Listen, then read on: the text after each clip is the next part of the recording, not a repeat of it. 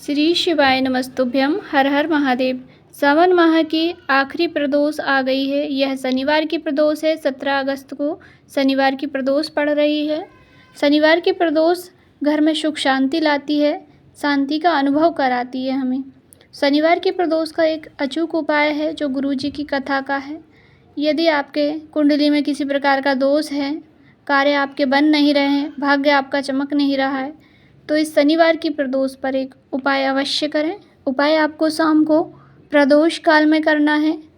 तो प्रदोष काल के समय थोड़ा सा सरसों का तेल लेना है। एक कटोरी में सरसों का तेल ले लीजिए और लेकर जाइए महादेव के मंदिर।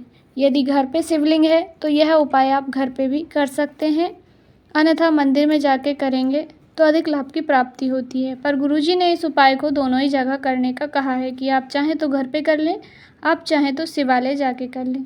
थोड़ा सा आपको सरसों का तेल लेकर जाना है। ले जाकर भोलेनाथ की शिवलिंग पर सरसों का तेल समर्पित कर देना है।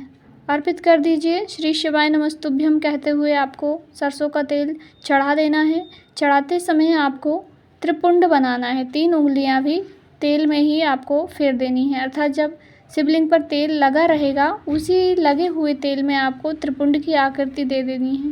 गुरुजी कहते हैं यशनिवार की जब प्रदोष पड़ती है, सरसों के तेल का यह उपाय जो कर लेता है उसकी कुंडली के सारे ग्रह यदि प्रतिकूल चल रहे थे तो वह अनुकूल हो जाते हैं। ग्रहों से संबंधित किसी प्रकार का कष्ट जीवन से दूर हो जाता है। तो यह शनिवार की प्रदोष का अचूक उपाय है, अवश्य ही कीजिएगा। दूसरा उपाय, प्रदोष के दिन प्रदोष काल में की गई आराधना कभी खाली नहीं जाती। प्रदोष के दिन आप भोलेनाथ का प्रदोष के समय में पूजन करते हैं, बेलपत्री चढ़ाते हैं। जिस भाव से, जिस भक्ति से आप पूजन करते हैं वह कभी खाली नहीं जाती है। प्रदोष के समय में आप थोड़ा सा भी कीर्तन भजन करेंगे तो उसका भी फल आपको 1000 गुना होके मिलेगा। तो प्रदोष का दूसरा उपाय, आपको प्रदोष के दिन 4 जगहों पर दीप अवश्य प्रज्वलित करना है। ऐसा कोई कार्य नहीं जिसे प्रदोष के दिन आप करें और वह पूरा ना हो। आपको 4 जगह पर दीपक कहाँ प्रज्वलित करना है? एक दीपक आपको लगाना है भोलेनाथ की चौखट पर, मंदिर के अंदर लगा सकते हैं या मंदिर के बाहर भी लगा सकते हैं। दूसरा दीपक आपको बेलपत्री के वृक्ष के नीचे लगाना है। बेलपत्री की ओर बत्ती का मुख होना चाहिए। बेलपत्री के वृक्ष के नीचे आप लक्ष्मी प्राप्ति के लिए लंबी बत्ती का प्रयोग कर सकते हैं। तीसरा दीपक आपको लगाना है आंवले के वृक्ष के नीचे। आंवले के वृक्ष में माता लक्ष्मी, भगवान विष्णु का वास होता है।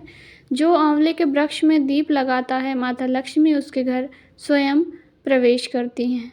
चौथा दीपक आपको लगाना है अपने दरवाजे के राइट हैंड की ओर।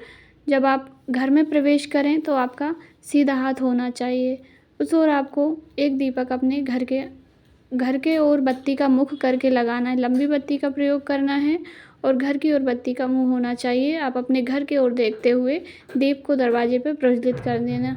यह चारों ही दीपक आपको प्रदोष के समय पर, प्रदोष काल में अर्थात सूर्य डूबने से 45 मिनट पहले से लेकर 45 मिनट बाद तक का समय प्रदोष काल होता है। इसी समय में आपको यह दीप प्रज्वलित करना है।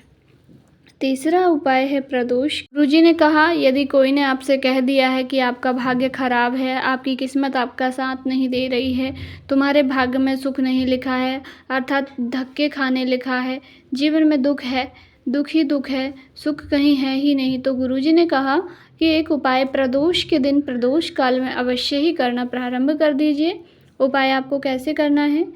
एक बेलपत्री लेनी है, 7 कनेर के पुष्प लेने हैं। कनेर का वही पुष्प लेना है जो पीले कनेर के पुष्प रोड पे लगे हुए होते हैं रास्ते में, वही कनेर के पुष्प लेने हैं। 7 कनेर के पुष्प, एक बेलपत्री लेकर महादेव के मंदिर जाना है प्रदोष के समय पे। सबसे पहले आपको सीधी बेलपत्री के ऊपर 7 कनेर के पुष्प रख लीजिए। कनेर के पुष्प रखने के बाद आपको नंदी बाबा के पास बैठ जाना है। नंदी बाबा के पास बैठकर आपको श्री शिवाय नमस्तुभ्यम बोलना है।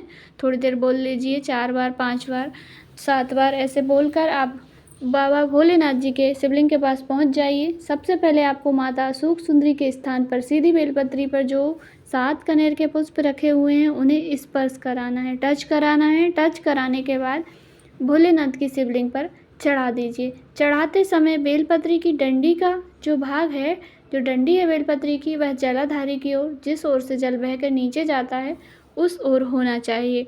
बेलपत्री और पुष्प चढ़ाते समय शिवलिंग पर से कुछ पुष्प नीचे गिर जाते हैं तो कोई दिक्कत नहीं, क्योंकि शिवलिंग गोलनुमा आकृति की होती हैं। उस पर यदि आप इतने सारे पुष्प और बेलपत्री चढ़ाएंगे तो वह नीचे गिर ही जाती हैं। तो गुरुजी ने कहा गिर जाए तो कोई दिक्कत नहीं, गिर जाने दीजिए। उसके बाद आप श्री शिवाय नमस्तुभ्यम बोलते रहिए। श्री शिवाय नमस्तुभ्यम कहने के बाद अपने मन की कामना, जो दुख है आपके जीवन में, भाग्य आपका साथ नहीं दे रहा है, उसके निमित्त में प्रार्थना कर लीजिए। फिर जो एक बेलपत्री आपने चढ़ाई है, उस बेलपत्री को आपको लेकर घर आ जाना है।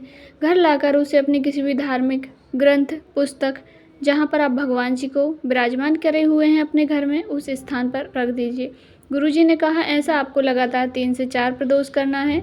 इसका लाभ आपको एक प्रदोष में ही देखने को मिलेगा। भाग आपका साथ देगा, अटके कार्य पूर्ण होंगे, किस्मत आपकी खुलेगी। अवश्य ही करके देखिएगा। श्रावण मास का बहुत ही बड़ा प्रदोष है।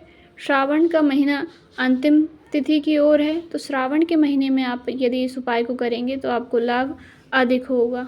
जानकारी थोड़ी सी भी उपयोगी लगे तो वीडियो को लाइक ज़रूर करें। हर हर महादेव।